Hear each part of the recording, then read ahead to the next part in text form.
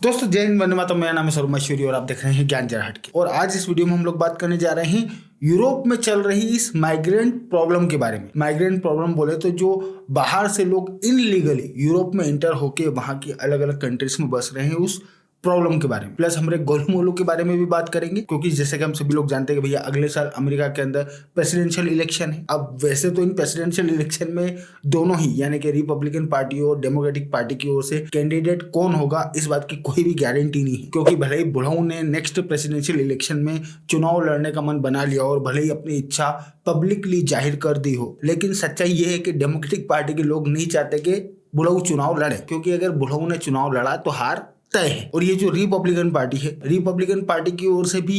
कौन कैंडिडेट होगा इसको लेके अभी भी श्योरिटी के साथ में कुछ भी नहीं कहा जा सकता, क्योंकि वैसे तो डोनाल्ड ट्रंप प्रबल दावेदार है, लेकिन एक तो जेल जाने के चांसेस भी बन रहे हैं। प्लस रिपब्लिकन पार्टी के अंदर भी बहुत लोग चाहते हैं कि डोनाल्ड ट्रंप चुनाव ना लड़े। सो अभी यहाँ पे श्योरिटी के साथ में कोई भी ये बात नहीं बोल सकता कि अमेरिका के अंदर ये जो नेक्स्ट प्रेसिडेंशियल इलेक्शन होंगे इनमें दोनों ही पार्टी की ओर से कैंडिडेट कौन होगा। लेकिन अगर हम लोग चांसेस की बात करें तो हमारे ये जो गोलू मोलू है, गोलू मोलू के प्रेसिडेंशियल इलेक्शन को लड़ने के चांसेस ना सिर्फ बहुत ज्यादा है, बल्कि जो बाइडेन के अगेंस्ट में हमारे गोलू मोलू की जो अप्रूवल रेटिंग है उसको तो जो बाइडेन की हरकतों की वजह से रॉकेट लगे हुए हैं। पूरे 10 पॉइंट का डिफरेंस चल रहा है। सो अगर डोनाल्ड ट्रंप यहाँ पे किसी भी तरीके का बयान देते हैं तो वो बयान वाकई में मायने रखता है, क्योंकि अगर बाई चांस हमारे गोलू मोलू अमेरिका के अगले राष्ट्रपति बन जाते हैं तो फिर भले आप मानो ना मानो, लेकिन ये जो यूरोपियन कंट्रीज है और ये जो सो कॉल्ड डेवलप्ड वर्ल्ड है, ये डोनाल्ड ट्रंप और उनकी पॉलिसीज को फॉलो करेगा। सो कल डोनाल्ड ट्रंप ने एक बयान दिया है और वो बयान इसलिए भी बहुत ज्यादा मायने रखता है क्योंकि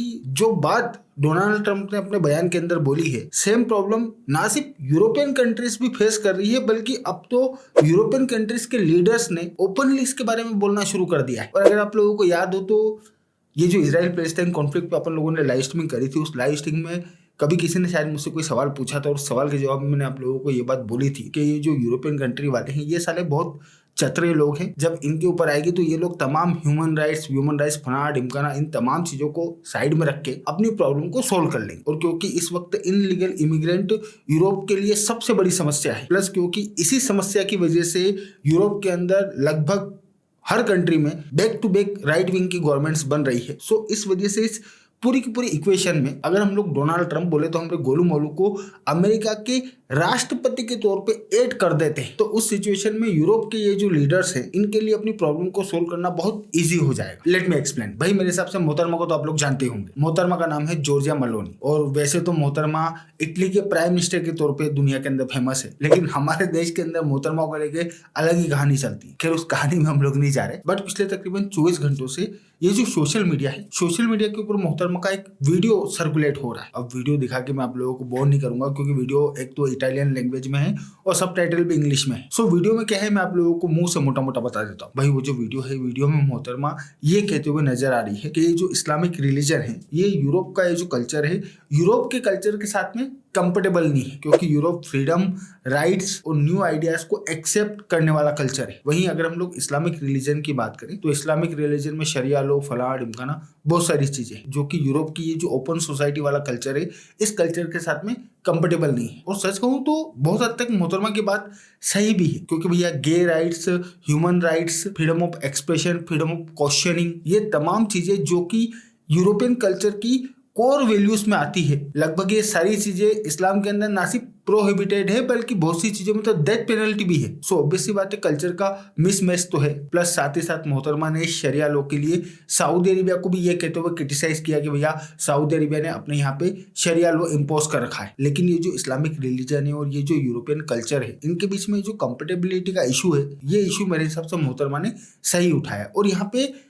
एक बात और मैं मेरी ओर से ऐड करना चाहूंगा कि एक्चुअल प्रॉब्लम यहाँ पे कंफर्टेबिलिटी भी नहीं है, बल्कि असल समस्या है ये जो इस्लामिक माइग्रेंट यूरोप के अंदर जाते हैं, इनका यूरोपियन कल्चर को एक्सेप्ट ना करना। क्योंकि ये लोग यूरोप में जाके वहां के कल्चर के अकॉर्डिंग रहने के बजाय वहां अपना ये जो शरिया लॉ वाला कानून है और शरिया लॉ वाला कल्चर है, उस कल्चर को इम्पोज करने की कोशिश करते हैं, जो सचमुच में बहुत बेकार हरकत है। क्योंकि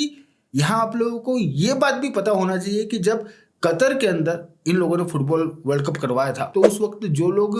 कतर में फुटबॉल मैच देखने के लिए गए थे, उनको वहां मैच देखने के दौरान ऐसे कोई फुल फ्रीडम अवेलेबल नहीं थी, वहां उन्हें कतर के जो लोकल नियम कायदे कानून है स्ट्रिक्टली ना सिर्फ उनका पालन करना पड़ा, बल्कि उन नियम कायदे कानून और इस इस्लामिक कल्चर को वहां मैच देखने गए लोगों के ऊपर इम्पोज किया गया। और जब लोगों ने इसको लेके सोशल मीडिया पे सवाल उठाए तो दुनिया में बैठे हुए जो इस्लामिस्ट हैं इन्होंने ये कहते हुए कतर को डिफेंड किया कि भैया अगर आप कतर में जा रहे हो जो कि दूसरा देश है तो ऑब्वियसली आपको वहां के नियम कायदे कानून फॉलो करना पड़ेंगे। और यही कोर इशू है कि भाई जब कोई यूरोप का बंदा किसी मुस्लिम कंट्री में जाता है तो अगर उसे वहां के लोकल नियम कायदे कानून फॉलो करना पड़ेंगे, तो फिर जब कोई मुस्लिम माइग्रेंट इस्लामिक कंट्री से निकल के यूरोप में आता है तो फिर वो यूरोप के नियम कायदे कानून को फॉलो क्यों नहीं करता? क्यों उसे वहां पे शरिया लॉ चाहिए? सो कल्चर का मिसमैच तो है। और ये जो मुस्लिम माइग्रेंट यूरोप के अंदर जा रहे हैं ये यूरोप के उस ओपन सोसाइटी वाले कल्चर को एक्सेप्ट करने को भी तैयार नहीं है। इसकी वजह से इशू है और इशू खड़ा भी हो रहा है। अच्छा, वैसे यहाँ पे इसका एक दूसरा पहलू भी है और दूसरा पहलू ये है कि भैया जब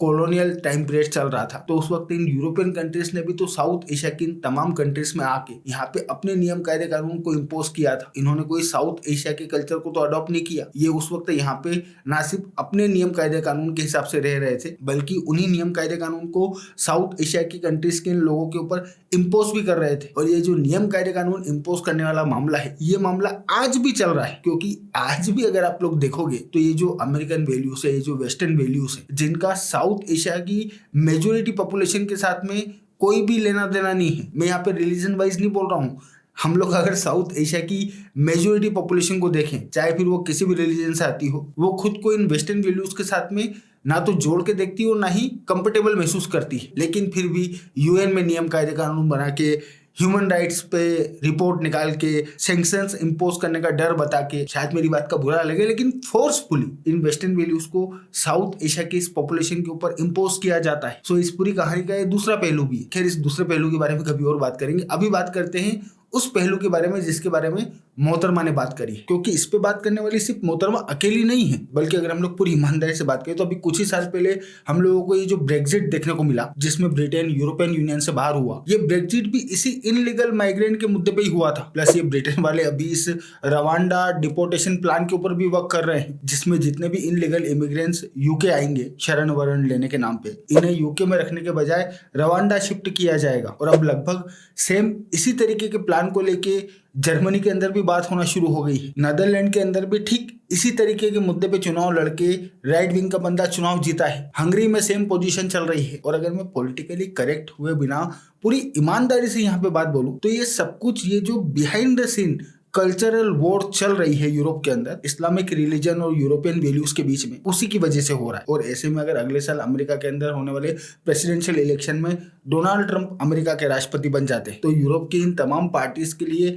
ये जो इमिग्रेंट वाली प्रॉब्लम है, जो आज ये लोग जो बाइडेन बोले तो हम लोग बूढ़ों की वजह से सोल्व नहीं कर पा रहे हैं, सोल्व करना इजी हो जाएगा। क्योंकि डोनाल्ड ट्रंप का क्या नेचर है, क्या विचार है, हम सब लोग जानते हैं। इनफैक्ट कल ही डोनाल्ड ट्रंप ने जो स्पीच दी है उस स्पीच में डोनाल्ड ट्रंप ने ये बात साफ साफ बोली है कि जैसे ही मैं अमेरिका का राष्ट्रपति बनूंगा वैसे ही एक बहुत बड़े नंबर को ना सिर्फ अमेरिका छोड़ के जाना पड़ेगा, बल्कि ये जितने भी इस्लामिक कंट्रीज है जहां पे टेररिज्म पनप रहा है या जो लोग टेररिज्म को सपोर्ट करते हैं, वहां से अमेरिका आने वाले लोगों के ऊपर इमीडिएटली ट्रेवल बैन इंपोज किया जाएगा। सो अगर ऐसा कुछ होता है, मतलब कि डोनाल्ड ट्रंप अमेरिका के राष्ट्रपति बनते हैं और अगर उस वक्त यूरोप की अलग अलग कंट्रीज में इसी टाइप की राइट विंग की गवर्नमेंट रहती है तो मे बी पॉसिबल हम लोगों को यहाँ पे बहुत बड़े लेवल पे यूरोप और अमेरिका के अंदर क्लीन अप देखने को मिले। और अभी इन लोगों ने ये जो ओपन पॉलिसीज बना रखी है इमिग्रेंट्स को लेके, इन ओपन पॉलिसीज में चेंज भी आए। वैसे यहाँ मैं आप लोगों को ये बात बता दूं कि चाहे डोनाल्ड ट्रंप अमेरिका के राष्ट्रपति बने या ना बने, लेकिन जिस तरीके से यूरोपियन कंट्रीज बिहेव कर रही है ये बात 100% सच है कि अब हम लोगों को यूरोप के अंदर इतने बड़े लेवल पे मिडिल ईस्टर्न और अफ्रीकन कंट्रीज से माइग्रेंट देखने को नहीं मिलेगा, क्योंकि ऑलरेडी इन लोगों ने रोकना शुरू कर दिया और आगे चल के ये लोग